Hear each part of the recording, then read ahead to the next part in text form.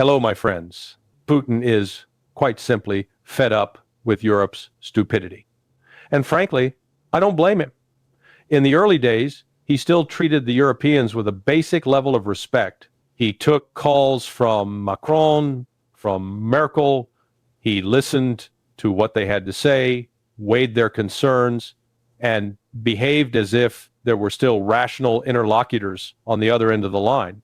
That world no longer exists.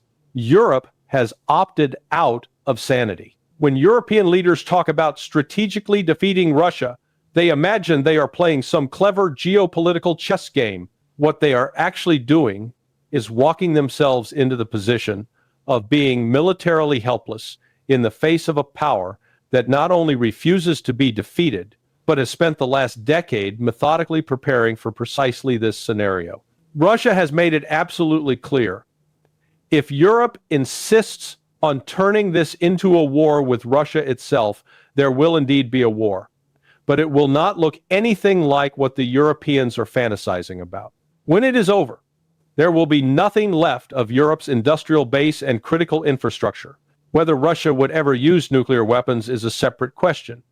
The point is that Russia does not need nukes to annihilate Europe as an economic and military actor. Russia now possesses overwhelming conventional strike capabilities: drones, cruise missiles, ballistic missiles, and long-range precision systems deployed in depth. The industrial capacity that Germany takes for granted can vanish in a matter of days under that kind of sustained strike campaign. France and Great Britain, if they choose to play stupid games, will win the corresponding stupid prizes.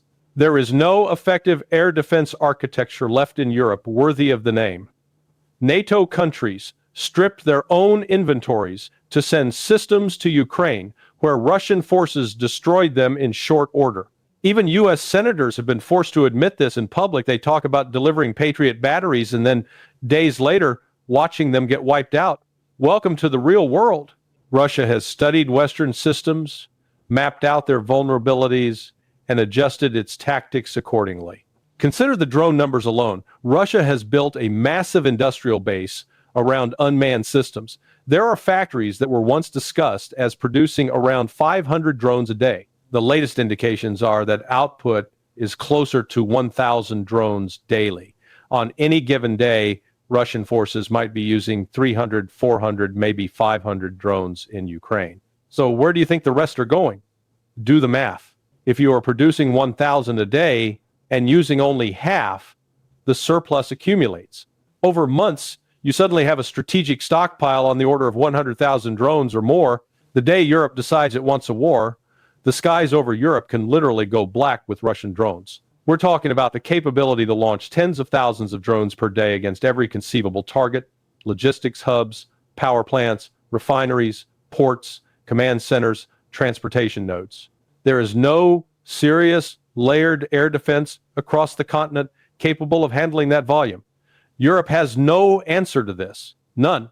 Zero. And that's before we talk about missiles.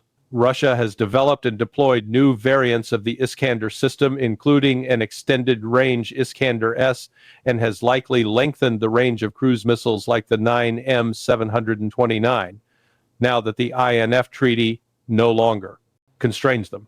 You start talking about 1,000, 1,200 kilometers ranges, and suddenly every major European city base and industrial facility is within reach of conventional warheads launched from deep inside Russian territory.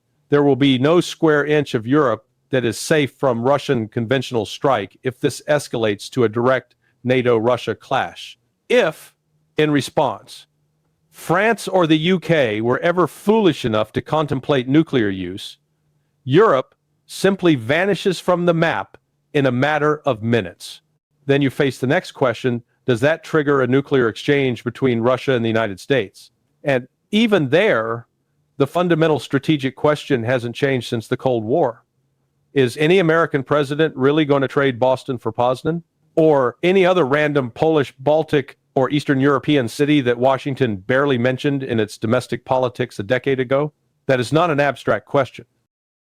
If Russia were to nuke a city in Eastern Europe in retaliation for some suicidal move by European leaders, would a U.S. president deliberately accept the destruction of a major American city in response?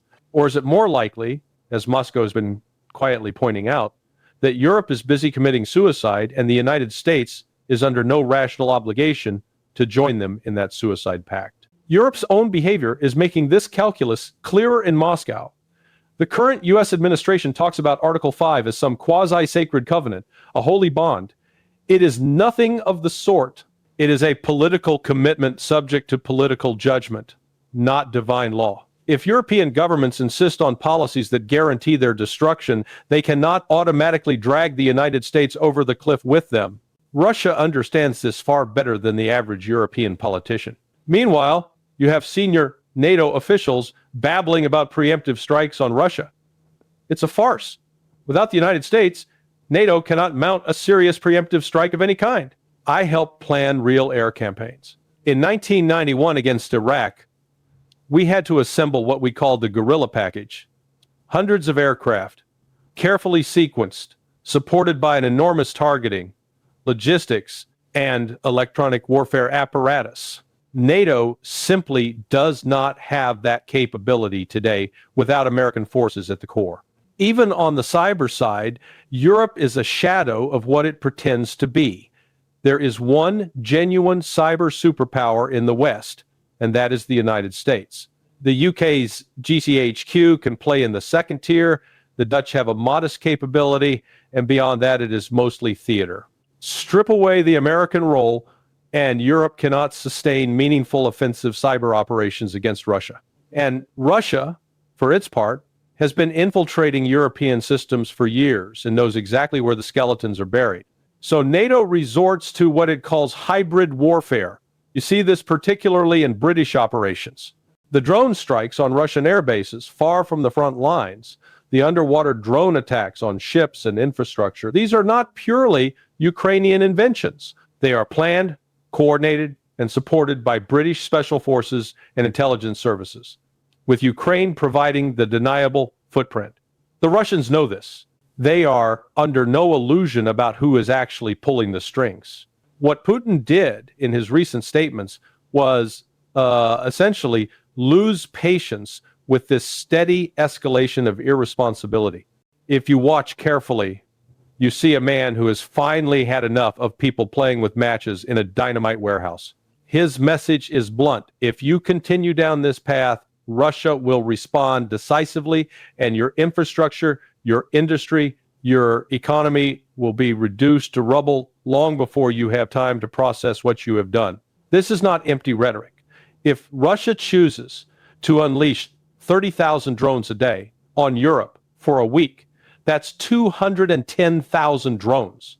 There is no scenario in which European defenses shoot down more than a tiny fraction of that. The rest will hit their targets. That is what it means when I say Europe has effectively disarmed itself while provoking a power that has rearmed and modernized with ruthless efficiency. European politicians, meanwhile, double down on stupidity. They pound the table, pass resolutions about never using Russian gas and oil again, and congratulate themselves on their moral clarity. They are proud of having cut themselves off from Russian energy, even as their own industries hollow out, living standards fall, and they quietly scramble for alternative routes to bring in the same hydrocarbons under different labels. They have nullified themselves as serious actors. Then you have Macron pontificating about corruption in Russia. He complains that we never hear about corruption there because, according to him, there are no independent institutions to investigate it. This is simply false, and demonstrably so. In recent years, Russia has arrested governors, deputy defense ministers, generals, regional officials, and members of the military bureaucracy for corruption. Many have been stripped of their ranks and honors in public, paraded in front of cameras, and sent to prison. The partial mobilization of 300,000 men early in the conflict was, in effect, a shock test of the Russian state apparatus. Where the system worked as advertised, where uniforms, weapons, and training centers were ready, those responsible passed the test. Where mobilized soldiers found no uniforms, rusted weapons, missing equipment, it quickly became clear that local officials had siphoned off funds for their own enrichment. Those people are now in jail. Russia does not deny that corruption exists. On the contrary, It admits the problem and has been running major anti-corruption campaigns for years. Putin inherited a country in the late 1990 seconds that was effectively being looted in broad daylight. The wild 90 seconds were enabled and facilitated by Western advisors and financial interests who viewed Russia as a carcass to be stripped. Oligarchs seized control of entire sectors of the economy. State assets were sold off for pennies, and public institutions were hollowed out. Putin did not have the luxury of simply waving a wand and making this disappear. He cut a hard bargain with the oligarchs. You can keep your wealth, but you will pay your taxes, reinvest in Russia, and serve the broader interests of the state. When some of them decided to challenge him politically, it was easy to demonstrate their criminality because virtually all of them were deeply corrupt. The most famous example, Khodorkovsky, was arrested, prosecuted, and imprisoned. Later, he was pardoned and went abroad, where he now spends his wealth backing political operations against Russia. Ironically, one of the greatest gifts the West has ever given Putin was the decision to sanction the oligarchs at the start of this conflict. Overnight, these people ceased to be strategically useful to the Kremlin. Their assets were frozen in Western jurisdictions, their yachts seized, their mansions raided. Putin's response was straightforward. If your wealth was offshore and is now gone, that's your problem. From this point forward, Russian wealth stays in Russia. New laws have forced capital back into the domestic economy, and we are seeing the results in a manufacturing and infrastructure boom. Is there still corruption? Of course. In a country of Russia's size, with that much money in motion, you will always have some corruption. But the trajectory is one of tightening controls, not indulgence. Macron and other European leaders simply do not know what they are talking about when they hold forth on Russia. Their understanding of the country is superficial and outdated, filtered through academic and media circles that have not been in touch with Russian reality for years. I know this because I do the work they refuse to do. In recent years, I have spent weeks at a time in Russia, 14 days on one trip, 6 on another, nearly 3 weeks on my latest visit. I don't stay in 5-star palaces. I stay in modest 3-star hotels, walk the streets, ride the metro, talk to ordinary people. I meet economists, diplomats, military officers, from generals down to junior officers, and analysts who live and breathe the Russian system every day. I read Russian documents and commentary, use translation tools when necessary, and draw on my own ability to converse in Russian ugly grammar and soldier slang included to navigate the sources. I am not a journalist. I am a former intelligence officer. I approach Russia as an intelligence problem, not as a narrative to be fitted into a preconceived political story. That means building a collection plan, identifying sources, gathering data, cross-checking, testing hypotheses, and refining assessments when I'm wrong. When journalists are wrong, they claim they were misled. When an intelligence officer is wrong, the only honest question is, why? What did I miss? What did I misunderstand? Then you adjust, seek better sources, and work the problem until your picture of reality improves. From that vantage point, the Western Russia experts who populate elite universities and think tanks look ridiculous. They may speak beautiful Russian and order expensive wine in Moscow restaurants, but they have detached themselves from the real country, from its factories, barracks, villages, and families. Their analysis is theater, not intelligence. To understand why Russia did not intervene massively in Ukraine in 2014, you have to understand the state of the Russian military at that time. When Putin came to power, the armed forces were broken. The Chechen wars were fought with courage, but not professionalism. A brutal, unsophisticated, high-casualty approach that relied on raw manpower rather than modern doctrine. The transition from a conscript Soviet-style military to a professional contract-based force was only beginning. The small number of truly professional units were thrown into Chechnya because conscripts would not and could not fight a war like that. The short war with Georgia in 2008 was another shock. Russia did not start that war. The Georgian leadership launched an attack on Russian peacekeepers with U.S.-trained brigades.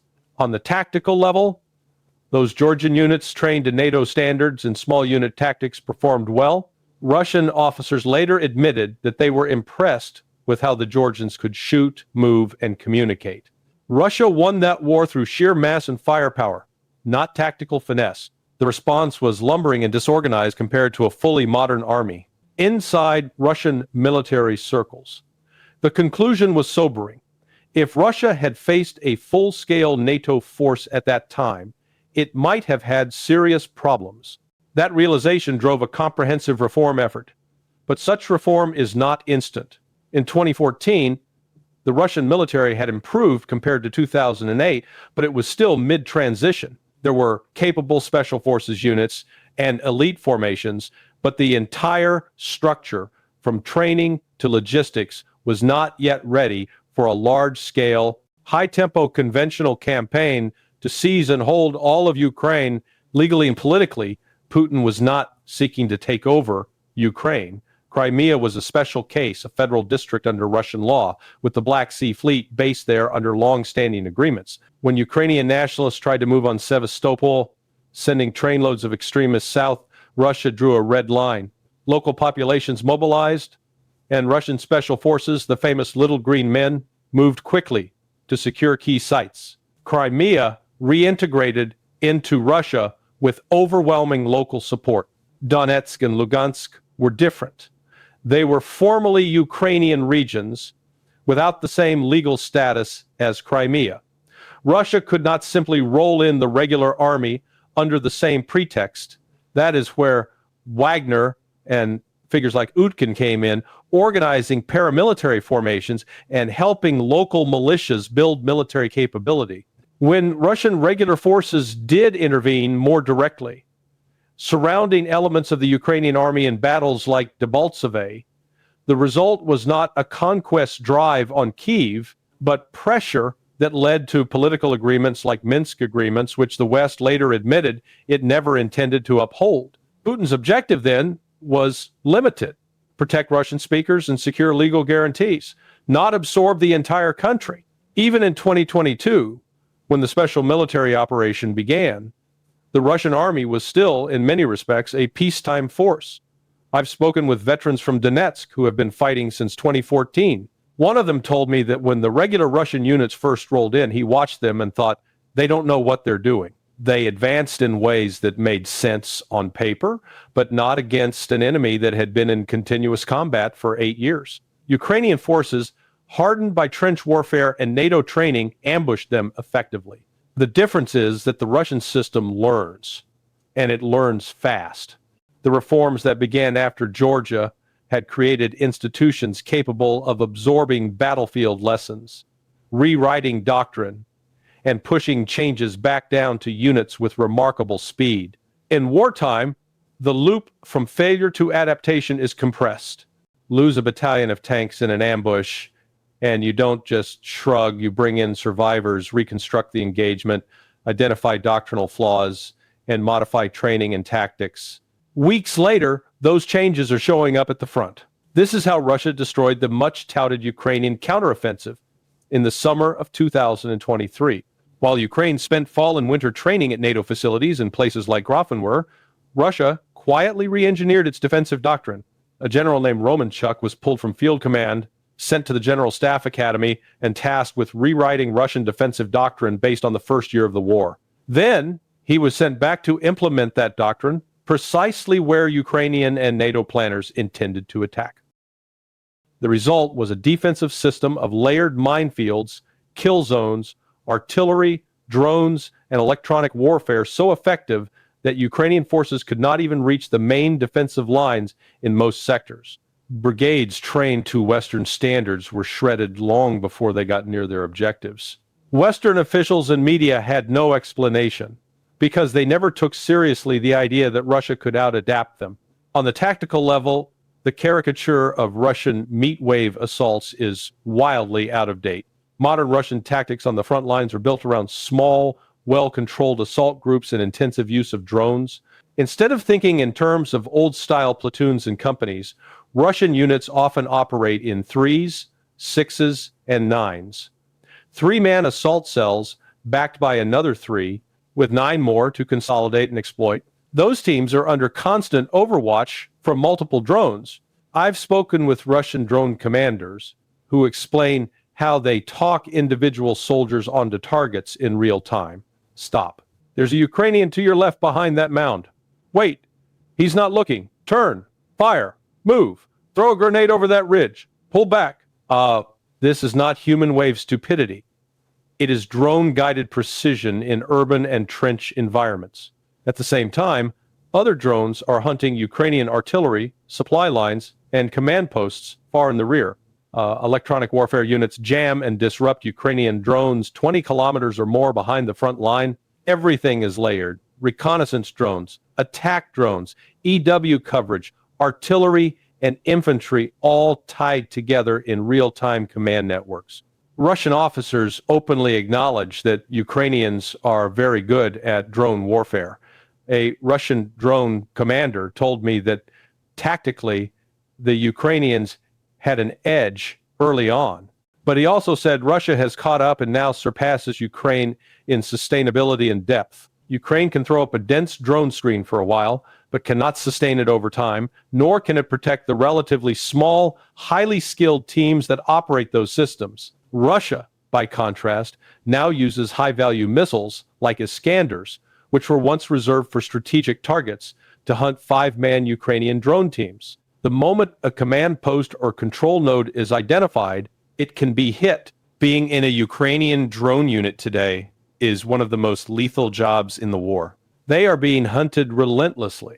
Put all of this together, and you see why I say the modern Russian army is, for all practical purposes, unbeatable on the European continent. There is no NATO military, even with American help, that can easily break through a Russian defensive system that is constantly evolving, well-supplied, and backed by an industrial base that is shifted to wartime production across the board. Europe, trapped in its own illusions, still talks as if it can dictate terms to Russia. It cannot.